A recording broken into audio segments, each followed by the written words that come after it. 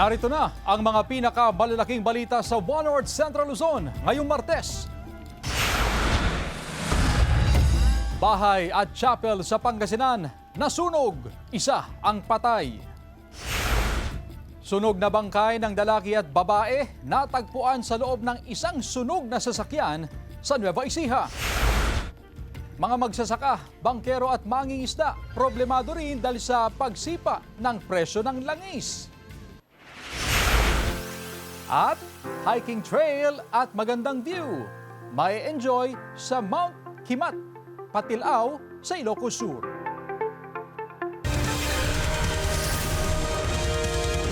Ito ang GMA Regional TV, One North Central Luzon. Magandang hapon, ako si Chris Zuniga. Mga kapuso, ipinatupad na ng mga kumpanya ng langis ang mega oil price hike simula ngayong March 10. Makibalita tayo live kay Jasmine Gabriel Galban. Jasmine? Chris, umaaray ng transport sector sa patuloy na pagtaas sa presyo ng produktong petrolyo.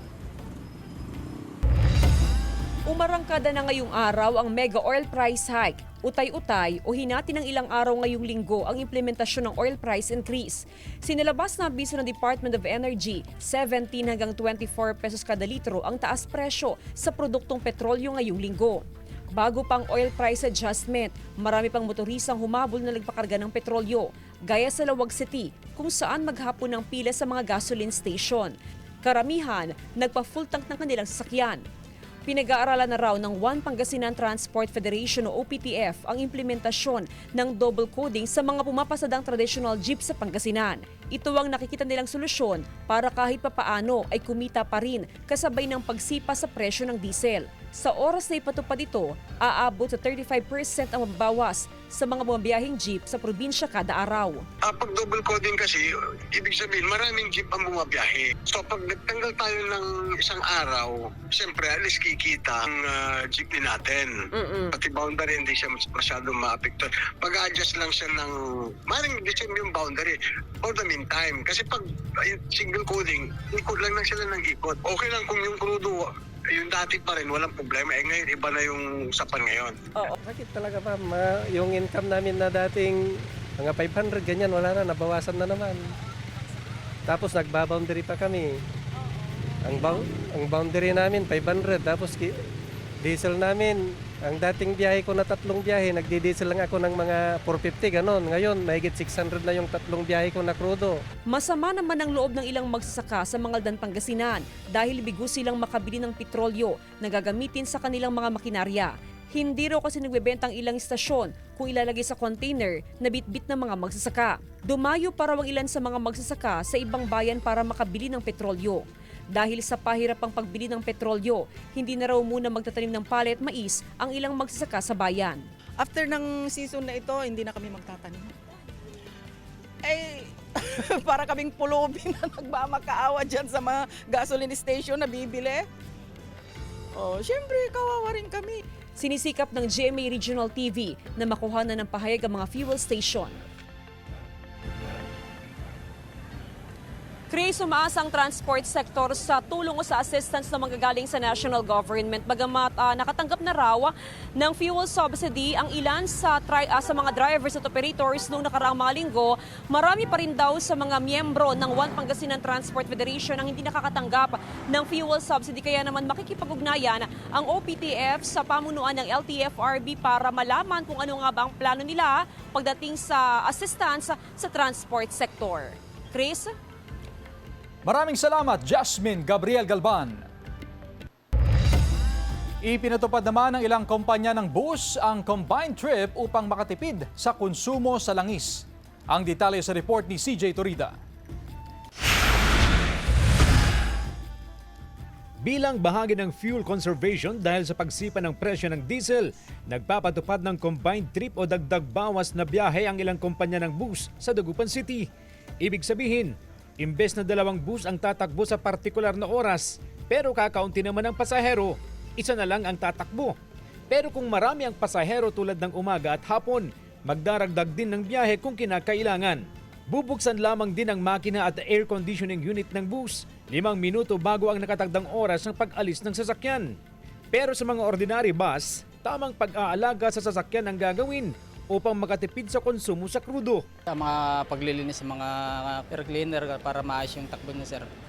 Yung suwabe lang yung takbo, sir. Pansamantala rin na ititigil ang free rides o bus pass privileges sa kanilang mga biyahe upang mapanatili ang kakayahan ng kumpanya na magpatuloy sa kanilang operasyon. Samantala, sa kabila ng pagsirit ng presyo ng petrolyo, tuloy pa rin ang biyahe ng mga motor bangka o river taxi sa lungsod. Kahit hindi tiyak kung mababawi ng mga boat driver at operator ang gastos sa gasolina. Hanggat may gasolina, tuloy-tuloy pa rin. Pero pag naubusan tayo ng stock, matitigil yung operation. Wala pa naman daw silang planong magtaas ng pasahe. Sa ngayon, nasa 20 pesos ang pasahe sa mga biyaheng Kalmay, 25 pesos sa iba pang island barangay. Pero sana lang daw huwag tumaas ang mga pangunahing bilihin at baka mahirapan na raw silang pagkasyahin ang kita para sa pamilya. Kung ang mga mangingisda naman sa Lawag City ang tatanungin, apektado raw ang kanilang kabuhayan sa mega oil price hike, kaya bihira na rin daw ang kanilang pagpalaot. Umaasa rin sila ng ayuda mula sa lokal na pamahalaan. Araramid mi, tikan hanggang makapanajebay-bay, ito yung karain pagkalapin minukan, sir. So, dakagapekto na tayo kang inat gasolina, sir. Kasama si Jing Dakanay, CJ Torida, One North Central Luzon. Inanunsyo ni Press Officer Yusek Claire Castro na hihintayin daw muna ni Pangulong Ferdinand Marcos Jr. na matapos ang committee report ng Kongreso tungkol sa pagbibigay sa kanya ng emergency powers para bawasan ang excise tax sa mga produktong petrolyo bago maglabas ang certification ng urgent ng mga panukalang batas para rito. Dagdag pa ni Yusek Claire, kailangan munang makita ng Pangulo ang committee report para hindi na magpabalik-balik. Ang ibibigay na version o yung panukala ng Kongreso ng parehong Senado at Kamara ay maliwanag na kung paano ba ipatutupad ang pagbabawas ng excise tax, kung magkano at hanggang kailan at maging ang mga salik nito at kailan ito ibabalik. Kapag sinuspindi kasi ang excise tax, ibig sabihin aamyendahan ang Internal Revenue Code. Pero sabi ni Yusek Claire, kailangan mo nang makita ng Pangulo kung ano ang mga laman ng rekomendasyon o panukalang batas na pipirmahan niya para bigyan siya ng emergency powers bago siya mag-certify as urgent. Isa ang patay matapos masunog ang chapel at bahay sa San Carlos City, Pangasinan. Nakatutok, Jewel Fernandez. Patay ang 72 anyos na babae matapos masunog ang ipinatayo niyang chapel sa barangay Sapinit, San Carlos City, Pangasinan hapon noong Biyernes. Nadamay sa sunog ang katabi nitong ancestral house, pati ang kotse at motorsiklo na nakaparada sa isa pang bahay na katabi ng ancestral house. Allegedly, sabi nila may kapansanan sa pag-iisip na pumasok at parang naglaro ng kandila doon nga sa nasabing bahay na parang may kapilya. At yun yung sinasabi nila na nakita nila nung paglabas niya at nagsabi na may sunog. Sinubukan pa raw na iligtas ng mga kaanak ang biktima pero bigo sila dahil sa lakas at laki ng sunog. Yung biktima, nandyan bedridden yung biktima. So, meaning, baka natakot yung mga tao na sunog na, lumabas na kagad. Blaming na yung may sayadang nagsunog ng bahay. Nandun po siya nung kasagsagan ng sunog at nakikoordinate din tayo sa kapulisan at kanilang kinuha, nilagay na dinitine. Ang report nila is dinala na ata sa Baguio for medical treatment. Bukod sa biktima, wala nang ibang nasaktan sa insidente. Patuloy na inaalam ang totoong sanhi ng sunog. Sa paunang pagtaya, umaabot sa 450,000 pesos ang halaga ng danyos sa insidente. Kasama si Ron Taniedo, Joel Fernandez, One North Central Luzon.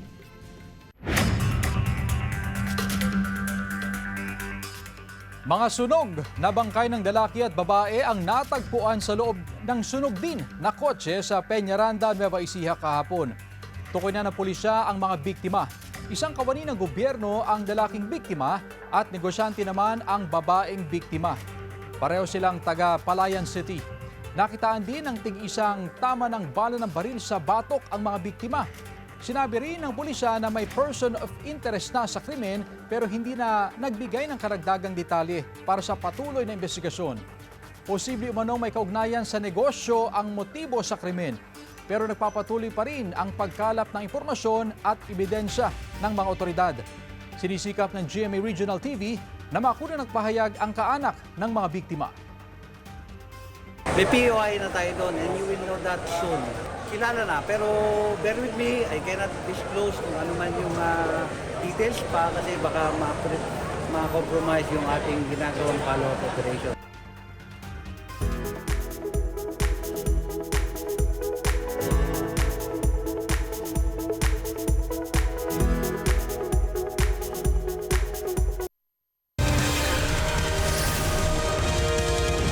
Ito ang GMA Regional TV, 1 North Central Luzon.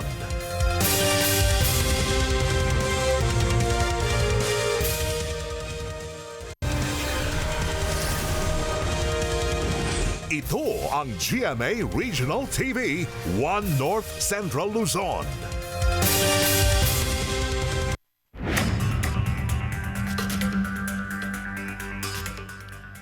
Patay ang 18 anyos na lalaki matapos mahulog sa pick-up at mabagok ang ulo sa Bangaldan, Pangasinan. Yan at iba pang balita sa pagtutok ni Jasmine Gabriel Galban. Nasawi ang panganay na anak ni Maylene matapos aksidenteng mahulog mula sa sinakyang pick-up sa Mangaldan, Pangasinan. Matapos makisaya sa pista ng bayan, pauwi na raw sana ng 18 anyos na si Joshua na mangyaring insidente. Umupo raw ang biktima sa pinagpatong-patong na monoblock na nilagay sa likod ng pick-up. Ayon sa ina ni Joshua, posibleng nakaidlip ang anak habang pauwi, kaya't nahulog siya sa sasakyan. Parang hindi pa katanggap-tanggap. Walang magkakagusto na gano'n naman yung mangyayari. Siyempre, pistan, nakainom, nakaidlip, kaya yun, kaya nahulog. Pagkahulog, nabagok ang ulo ng biktima sa semento. Dinala pa sa paggamutan ng biktima pero hindi na umabot ng buhay. Nagkaroon na ng pag-uusap sa pagitan ng pamilya ng biktima at ang driver ng pick-up. Yung sabi ko, sana, alam niyo mo nakainom yung bata, yung tao, sana po hindi po sana pinaupo sa likod, gano'n. Patay ang isang driver at kanyang pahinante matapos maaksidente ang sinasakyan nilang truck na may kargang baka sa Baguio City. Sa investigasyon ng pulisya, pababa na sa matarik na bahagi ng kalsada sa Suelio Village ang truck nang mawala ng kontrol ang driver ng sasakyan. Nabangga nito ang isang multipurpose vehicle, sumalpok sa railings at bumaliktad sa gilid ng kalsada. Sugatan din ang kasama nilang binatilyo. Patay rin ang 4 sa 5 baka na karga ng truck. Patuloy ang investigasyon ng mga otoridad. Jasmine Gabriel Galban, 1 North Central Luzon. Dalawang magkapatid ang nalunod habang naliligo sa dagat na sakop ng Kasapsapan Beach sa Kasiguran, Aurora noong Biyernes. Tinangay daw sila ng malakas na alon at napunta sa malalim na bahagi ng dagat. May isa pang kasama ang magkapatid pero nakaligtas sa insidente.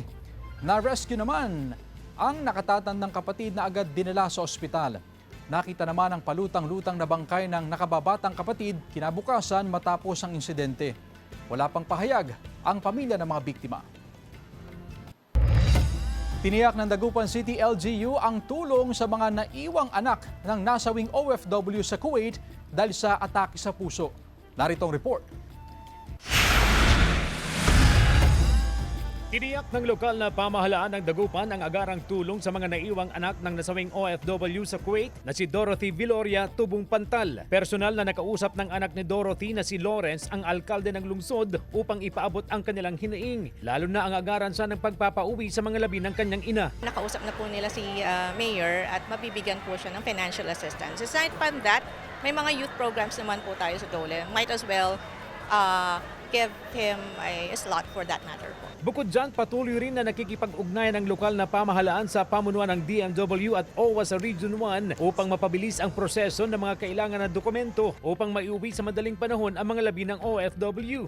Maraming salamat po dahil kahit papaano po nababawasan po yung sakit tapos may mga ahensya po ng gobyerno na tumutulong po sa amin. March 2 nang masawi ang 41 anyos na si Dorothy matapos atakihin sa puso. Posible raw na ibuburol sa Kapilla de San Juan Evangelista sa Dagupan City ang mga labi ng OFW kapag naiuwi na sa bansa. Kasama si Jing Dakanay, CJ Torida, One North Central Luzon.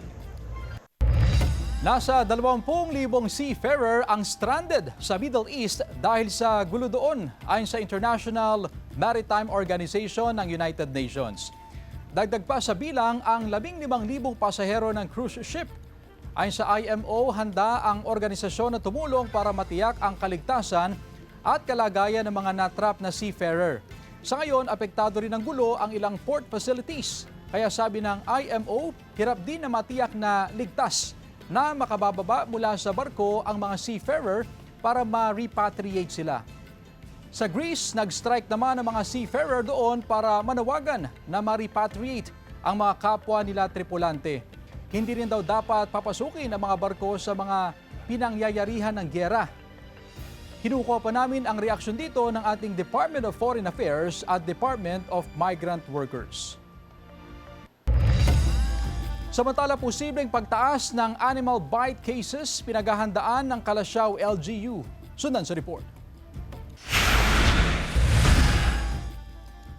Kasabay ng naranasang mainit na panahon ang pangambang pagtaas ng animal bite cases. Madalas, nanitatala ang animal bite cases tuwing Marso hanggang Mayo, kung kailan nakabakasyon din ng mga mag-aaral. Kaya habang may klase pang mga mag-aaral, sinamantala ng Calasiao Municipal Veterinary Office ang pagbisita sa mga eskwelahan upang magsagawa ng information dissemination na bahagi ng Rabies Awareness Month. Layo nitong mabigyan ng kaalaman ang mga bata upang makaiwas sa animal bite. Ito yung panahon na nag-uumpisa na wala nang pasok yung mga bata. So, yung mga tao lumalabas na. So, yung interaction ng human and animal is napakataas. So, yung possible ng mga bite victims, tumataas din. Para makaiwas sa animal bite, lalo na sa kagat ng aso, hindi raw pinapalabas ni Aling Gladys ang kanyang mga apo sa kalsada. Delikado kasi, lalo pat maraming pag-alagalang aso sa kalsada. Talagang hindi namin pinapaano kasi siyempre alam na namin wala kaming panggastos, walang pang-injection, mahal eh. Magsasagawa ng malawakang veterinary mission ng lokal na pamahalaan sa March 18 sa Barangay Casban. Bukod sa libreng anti-rabies vaccine, ay mamamahagi rin ng mga bitamina para sa mga alagang aso at pusa. Samantala, patuloy ang panawagan ng Municipal Veterinary Office sa mga pet owner na maging responsable sa pag-aalaga ng kanilang mga aso at pusa. Kasama si Henry Duminsil, Jasmine Gabriel Galban, One North Central Luzon.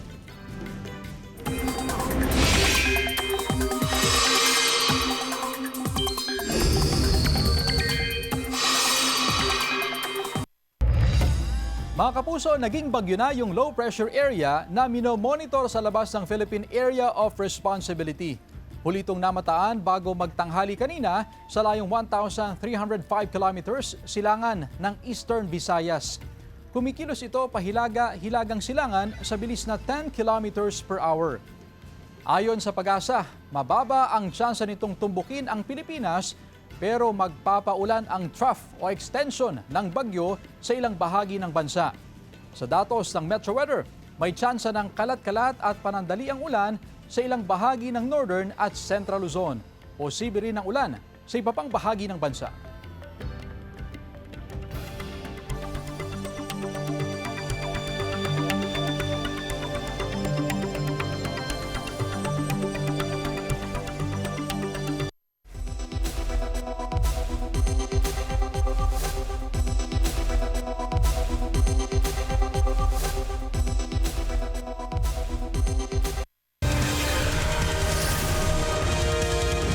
Ito ang GMA Regional TV, One North Central Luzon.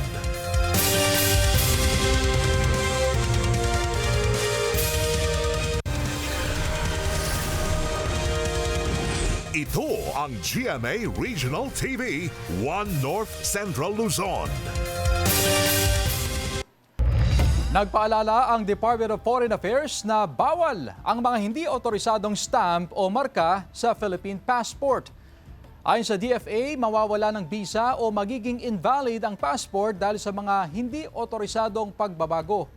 Posibleng maparusahan sa ilalim ng batas ang paglalagay ng stamp dahil itinuturing itong tampering ng official document. Tanging mga authorized official lang ang pwedeng maglagay ng stamp o marka sa passport. Kamakailan isang Filipina digital nomad ang hinarang ng US Immigration Authorities dahil sa kanyang passport na may mga souvenir stamp mula sa iba't ibang destinasyon.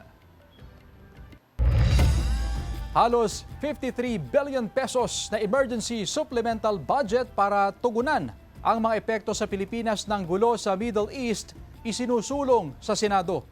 Ang detalye sa report.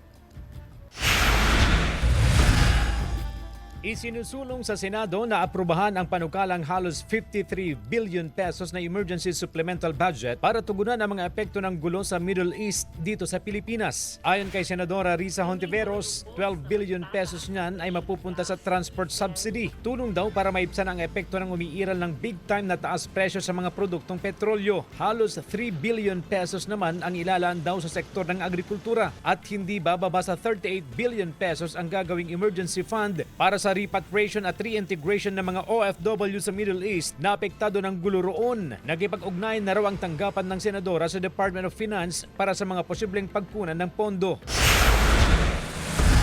Nag-ikot ang Local Price Coordinating Council ng Baguio City sa mga gasolinahan. Tinitiyak nilang tama ang itinaas na presyo at kung may supply pa ba o wala na. Sa isang gasolinahan sa Legarda, sinabi ng supervisor ng istasyon na sumunod lamang sila sa itinagda ng kumpanya na pagtataas. Patungkol sa presyo ng langis, nakadepende raw ito sa pasa sa kanila ng oil companies at karaniwang nagiging dahilan ang mataas na cost ng biyahe papanhik ng syudad na nasa kabundukan. Sarado dahil ubos na umano ang supply ng isang gas station malapit sa Baguio Medical Center. Ayon sa manager ng gasolinahan, Sabado at Linggo, marami raw talagang nagpa-full tank. Kaya kahapon ng umaga, wala ng diesel at kagabi ay nasagad na rin ang gasolina. Ang estimate dapat, Martes hanggang Huwebes pa sana mauubos ang supply nila, pero sa dami ng nagpakarga ay tuluyang naubos ang supply. May mga nakausap tayong mga rider o motorista na nakakailang gas station na napuntahan pero wala raw supply, kaya nagtsatsaga sila. Sa isang phone patch interview, sinabi ni Mayor Benjamin Magalo ng Baguio City na umiikot nga ang Local Price Monitoring Board para i-monitor ang oil price hike. Inaalam din nila kung talagang wala ng supply ng langis ang ibang gas station. Kapag napatunayan daw nilang may supply pa pero nagdeklarang wala na, i-revoke agad ang business permit ng mga ito at ipasasara. Ukol sa pricing, sabi ni Magalong, sa matagal na panahon, angat talaga ng 8 to 10 pesos ang gasolina nila sa Baguio. Iba't iba raw ang dahilan nito, kagaya na lamang ng cost sa pag-akyat ng petrolyo sa syudad. CJ Torida, One North Central Luzon. Patay ang 19 anyos na estudyante matapos maaksidente sa Mangaldan, Pangasinan. Narito ang report. Patay ang 19 anyos na rider matapos maaksidente sa Mangaldan, Pangasinan. Sa investigasyon ng pulisya, binabagtas ng dalawang motorsiklo ang Provincial Road ng Barangay Landas. Pasado 1:00 ng hapon ng Huwebes, dahan-dahan naman ang huminto ang isang motorsiklo para kumuliwa sa Suquilla Road. Pero hindi ito napansin ng biktima na nagmamaneho sa isa pang motorsiklo. Bumangga siya, tumama pa sa konkretong poste. Dinala pa sa pagamutan ng biktima pero hindi na umabot ng buhay. Tumanggi na magbigay ng pahayag ang kaanak ng biktima. Dalawang naka-motorcycle po ito. At mabilis po yung kanilang takbo. Kaya lang po yung isang motorcycle ay possibly kakaliwa po sana siya. Kaya lang po talagang nagkaroon sila ng side swipe. Tumama po sa concrete post yung itong biktima natin. At outright po talagang siya, yung severely injured po talaga. Patay ang isang rider matapos bumanggang minamanehong motorsiklo sa delivery truck sa barangay Bunuan, Gisat, Dagupan City, madaling araw noong Linggo. Sa CCTV na hawak ng Dagupan City Police Station 6, makikita nag-overshoot ang rider sa pakurbadang bahagi ng kalsada. Sugatan din ang dalawang angkas ng motorsiklo na dinala sa ospital. Sinisikap ng GMA Regional TV na makuhanan ng pahayag ang kaanak ng biktima at ang iba pang sangkot sa aksidente. Jasmine Gabriel Galban, One North Central Luzon. Lifetime support at tulong sa pagpapauwi sa mga labi ng nasawing OFW sa Israel, tiniyak ng Israeli government. Ang detalye sa report. The Israeli government and are committed to facilitate bringing the remains of Marianne to be reunited with her family and committed to try to provide a bit of ease to this family. Ito ang tiniyak ng Israeli Ambassador to the Philippines, Dana Kirch, kaugnay sa nasawing Pinay caregiver na si Marianne De Vera. Tiniyak din ang lifetime support sa pamilya ni De Vera. There is a monthly allowance, and there are additional things that are varies from one family to the family. There is a package of things that can be also psychological and others. Kasalukuyan pa raw na pinoproseso ang eksaktong saklaw ng mga benepisyong ipagkakaloob sa pamilya ni De Vera. Samantala, tinayag din ng Israeli government ang patuloy na seguridad sa mga OFW na nagtatrabaho sa kanilang bansa. Ayon sa diplomat, may mga umiiral ng hagbang upang maprotektahan ang mga OFW sakaling magkaroon ng pag-atake kabilang ang malawak na sistema ng bomb shelters at emergency warning systems na bukas para sa lahat kabilang ang mga foreign workers. We see everyone who's in Israel as part and parcel of Israel. They get the same free space, they get the same access to shelters, the same mechanism of informing them that there is a siren in English, that it will be easier for them to understand. Patuloy rin ang kanilang pakikipag-ugnayan sa DMW, Philippine Embassy at DFA upang mamonitor ang lagay at kaligtasan ng mga Pilipino sa Israel sa gitna ng umiiral na tensyon sa Middle East. CJ Torida, One North Central Luzon.